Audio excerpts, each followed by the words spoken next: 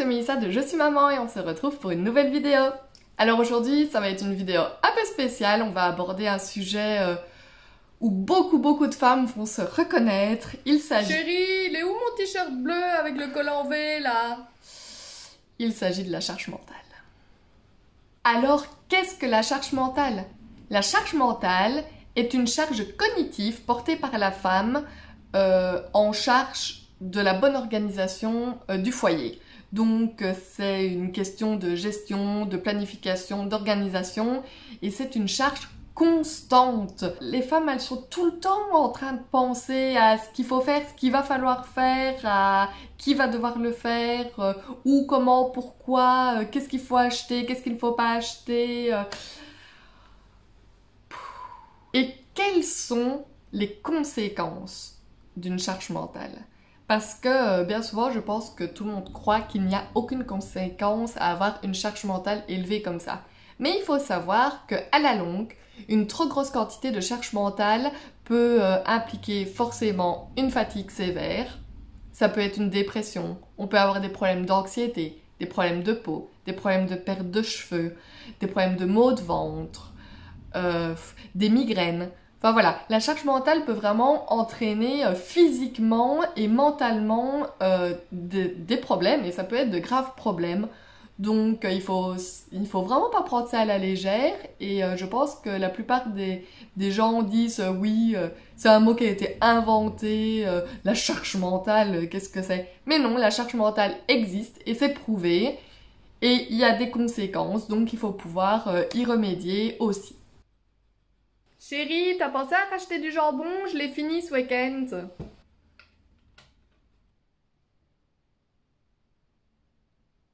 T'as pensé à nettoyer mon t-shirt de travail? J'en ai plus dans l'armoire. Ah, je vais regarder ma petite série tranquille. C'est quand encore mon rendez-vous chez le dentiste? Ah non, ça va, c'est la semaine prochaine. Faut que je pense à racheter de la nourriture pour les chats, je pense qu'ils en ont plus. Allez, on mate la série. C'est quoi encore le menu de demain? Ah oui, des pâtes au jambon au fromage. Est-ce que j'ai encore du fromage? Ah, et j'ai peut-être fini le jambon tout à l'heure, en fait. Je sais pas, il faudrait que j'aille voir. Je vais peut-être... Ou je devrais peut-être le noter pour être sûre de pas oublier demain. Non, ça... oui, allez, je vais aller le noter, sinon je vais oublier.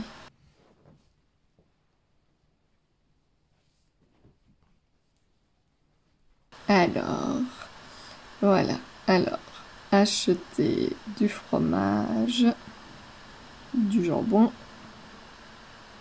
Bon, je vais acheter des pâtes pour être sûre. Il en reste, mais après j'en aurai peut-être plus. Allez, c'est bon. C'est reparti. Je sais plus où j'en suis arrivée. Ah, je suis sûre que j'ai oublié quelque chose. Je sais plus quoi. Ah, voilà. Ah non, c'est bon, je l'ai fait. Ah, je dois faire sécher la machine. Bon, je comprends plus rien. Dans son où, là? Ouais, tu sais quoi, c'est bon, je vais dormir. Et oui, les filles, il y a bien de quoi faire un burn-out. Notre esprit ne se repose au grand jamais. T'es au travail, tu penses à la quantité de linge que t'as à repasser. Tu fais pipi tranquille, tu penses que tu dois racheter du papier WC. Tu te fais chier dans les bouchons en voiture. Et là, tu penses que tu dois prendre rendez-vous au vétérinaire avec le chien. Ensuite, tu trouves une super solution. La solution de faire des listes. Alors, il y a la liste de courses, la liste de choses à faire chaque semaine, la liste des rendez-vous chez le médecin, chez le véto, la liste des contenus des placards. T'essayes de te simplifier la vie, mais au final, ça fonctionne pas vraiment. Tu sais pourquoi ça fonctionne pas? Parce que derrière, t'as Polo. Et Polo, il te lâche des phrases du genre « Y'a plus de sucre, pourquoi t'en as pas racheté ?» Il est où le tire-bouchon? T'aurais pu penser à lancer la machine à laver, j'ai plus de pantalon. Purée, chérie, on a reçu un rappel pour l'électricité. Pourquoi t'as pas payé? Et c'est à ce moment précis que t'as envie de lui arracher les yeux et de les lui faire avaler, tout en lui criant un truc du genre « Mais purée, tu vis pas ici, toi? Pourquoi c'est moi qui dois penser à tout? Je suis pas ta mère et j'aimerais ne pas être la seule qui pense à tout ici. » Puis tu finis par lui dire un truc un peu moins agressif. « Je peux pas tout faire, tu pourrais le faire aussi, toi. » Et puis là, il sort le truc qui fait déborder la dernière goutte du vase. Bah, tu m'as rien demandé. En plus, des fois, je t'aide. Comment ça, je t'ai rien demandé?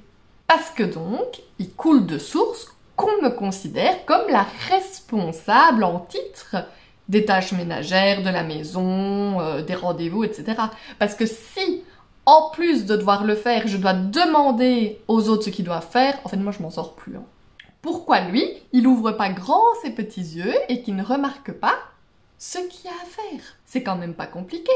Il ouvre l'armoire, il n'y a plus de sucre, il va acheter du sucre. Il ouvre le compte, le loyer n'a pas été payé, il paye le loyer. Pourquoi ce serait à moi de devoir tout faire? Enfin voilà, je pense que c'est peine perdue. Bah oui, c'est comme ça depuis la nuit des temps et il n'y a rien qu'à changer. Je veux pas être défaitiste, mais on est dans la merde. C'est comme ça, on peut plus rien y faire. Enfin, je crois. Voilà, c'est comme ça. Je pense qu'il faut se faire une raison. Faut continuer à penser à tout le temps. Je ne sais pas si vous avez une technique, un moyen pour diminuer, apaiser ou faire disparaître cette charge mentale. Mais voilà, c'est comme ça. On doit penser à tout le temps. C'est comme ça. Notre esprit cogite en permanence. Mais au moins, nous, on sait que on fait attention au bien-être de notre famille, on est au courant de tout ce qui doit ou ce qui va se passer. Et voilà, et je pense que ça peut être une petite fierté pour nous de se dire quand même que, allez, c'est nous qui gérons le quotidien de cette famille. C'est nous qui faisons en sorte que tout roule comme sur des roulettes. Il n'y a que comme ça qu'on peut se consoler, je pense. N'hésitez pas à faire un petit commentaire sur ce que vous venez de voir. N'hésitez pas non plus à aimer et à vous abonner à ma chaîne, ça fait toujours plaisir. Et on se retrouve bientôt pour une nouvelle vidéo. Chérie, c'est quand mon rendez-vous chez le médecin encore?